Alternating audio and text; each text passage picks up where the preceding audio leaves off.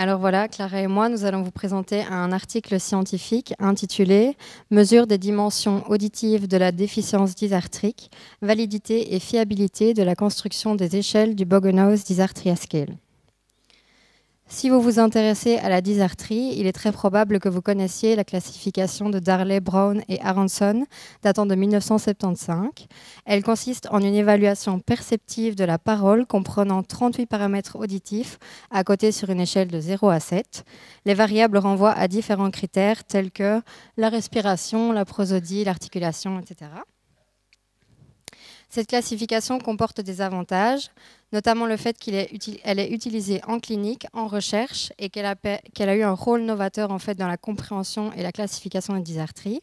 Mais elle a aussi des désavantages car elle est non normée et sa validité et sa fiabilité sont limitées.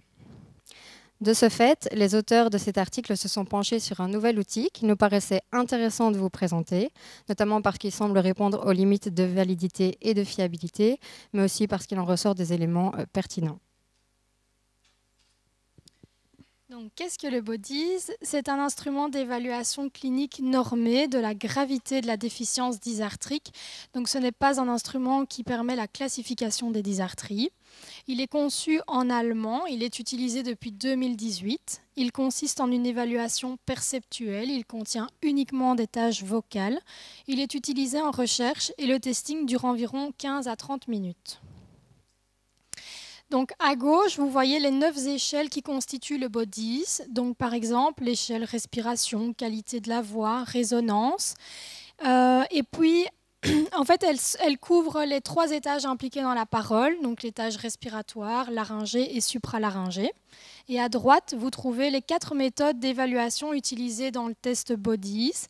Donc, il y a une tâche pour le langage conversationnel, la répétition de phrases, la lecture de texte et le récit sur image. Chaque méthode est constituée de 3 sous-épreuves, donc ce qui nous permet au total d'avoir 12 échantillons de parole du patient. Pour chaque échantillon, nous allons attribuer un score de 0 à 4 à chacune des 9 échelles. Et au total, le score au BODIS, plus il est faible et plus la dysarthrie est sévère, puisque sur l'échelle, le 0 indique le dysfonctionnement le plus grave. Et il faut toutefois savoir que chaque échelle est constituée d'au moins 2 caractéristiques que nous n'avons pas repris ici, mais c'est important de le savoir pour comprendre la suite. Et donc ces caractéristiques, elles nous permettent de guider la cotation de chacune des échelles. Donc par exemple, pour la résonance, on va avoir une caractéristique hypernasalité et émission nasale ou hyponasalité. Et donc cette slide est vraiment importante pour comprendre la suite. Donc il y a bien 9 échelles et 4 méthodes d'évaluation. C'est important pour comprendre les résultats. Tout d'abord, les auteurs ont voulu vérifier donc, la fiabilité. Pour rappel, la fiabilité, c'est le fait que 2 évaluateurs auront des résultats similaires dans l'évaluation d'un même individu.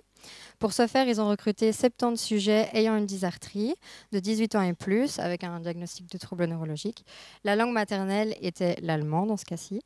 Alors pour la procédure d'évaluation, ils ont recruté 6 paires d'auditeurs orthophonistes qui ont été formés à l'utilisation du BODIS. Nous avons des infos assez larges sur cette formation. En fait, les orthophonistes ont été familiarisés aux 9 échelles et aux 29 caractéristiques grâce à des extraits vidéo.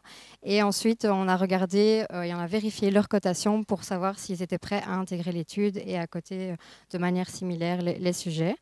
Alors, donc, une fois intégré à l'étude, chacun a évalué de manière indépendante chaque échantillon et puis ils ont réalisé un accord interévaluateur. Pour les résultats, tout d'abord, item par item, on observe qu'il y a jusqu'à 95% de l'ensemble des différences entre les résultats qui étaient égales ou inférieures à 1. Donc, si un évaluateur a mis sur une échelle la note de 3, les autres ont forcément mis 2, 3 ou 4, mais la différence n'était pas supérieure entre eux. Par sujet, il y a jusqu'à 96% de l'ensemble des différences entre les évaluations qui étaient inférieures à 0,5. Donc cela nous indique un indice de fiabilité de 0,94. C'est excellent en fait. Et cela parce que le BODIS, ce test, a su en fait réduire le nombre de variables à 9, réduire les échelles de cotation de 0 à 4 et aussi augmenter le nombre d'échantillons de parole en comparaison à la classification de Darley par exemple. Donc Pour les résultats, on observe donc une bonne fiabilité. Donc, si les auditeurs sont formés à l'utilisation du Bodies, eh bien, ils auront sensiblement les mêmes résultats. Là, c'est une limite de notre étude car nous n'avons pas d'informations dans le cas où les personnes sont non formées au Bodies. Est-ce que cette fiabilité sera toujours d'actualité ou non? Ça, on n'a pas d'informations. Donc ensuite, les auteurs ont fait la vérification de la validité. Donc pour les participants et les procédures d'évaluation, c'est sensiblement le même que ce que Mathilde vous a présenté, sauf qu'ici, les participants sont au nombre de 190 et les auditeurs sont 15. Les auteurs ont fait une analyse de la validité convergente. Donc, c'est savoir si les 4 méthodes d'évaluation que je vous ai présentées convergent toutes vers l'évaluation de la dysarthrie. Et la validité discriminante, c'est savoir si les 9 échelles mesurent différents aspects de la dysarthrie. Donc, si le fait d'avoir 9 échelles est utile ou alors est-ce qu'on peut en avoir juste une seule. Pour ce faire, les auteurs ont utilisé 2 méthodes statistiques, donc la MTMM qui contient quelques limites ici, et la FCA qui montre les mêmes résultats que la MTMM, et donc c'est pour cette raison qu'on va vous présenter la deuxième méthode.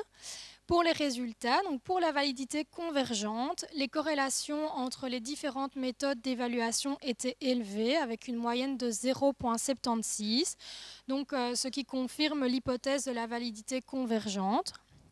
Cependant, on peut voir qu'il y a des corrélations qui sont légèrement plus faibles entre la tâche lecture de texte et la tâche langage conversationnel. Donc, il y a une certaine variabilité entre les tâches qui est interprétable pour la prise en charge. Et donc, en fait, ces tâches, elles impliquent malgré tout des habilités pour faire la tâche qui sont différentes. Et donc, pour donner un exemple rapide, pour la lecture de texte, le patient n'a pas de contrôle sur la longueur de ses énoncés, ce qui peut révéler plus de problèmes respiratoires, prosodiques et de la fatigue, contrairement au langage conversationnel dans lequel il a le contrôle sur la longueur de ses énoncés. Et pour la validité discriminante, donc ici on s'intéresse aux 9 échelles, on voit que les corrélations entre les échelles sont plus faibles avec une moyenne de 0,50, donc l'hypothèse de la validité discriminante est respectée. On voit que les échelles articulation, taux d'articulation et modulation prosodique, on voit entre elles qu'il y a des corrélations qui sont un petit peu plus élevées, ce qui indique qu'elles sont moins discriminantes entre elles. Il faut toutefois savoir que donc, malgré la validité discriminante, les échelles se rapportent à un trait dominant commun qui est la dysarthrie. Et donc, les corrélations sont faibles mais ne sont pas nulles. Il est inévitable d'avoir certaines relations entre les différentes échelles. Donc, en conclusion, ce test du Bodies montre une bonne fiabilité et une bonne validité. De plus, c'est un outil normé, ce qui est utile pour comparer le patient à des normes, contrairement par exemple à la BECD qui ne contient pas de normes et qui en plus de cela contient quelques tâches qui ne sont pas spécifiquement vocales. Là, les normes servent aussi à objectiver les changements longitudinaux de notre patient, donc c'est intéressant. Par contre, il faut souligner que le test Bodies ne permet pas l'évaluation de la communication et des compétences sociales.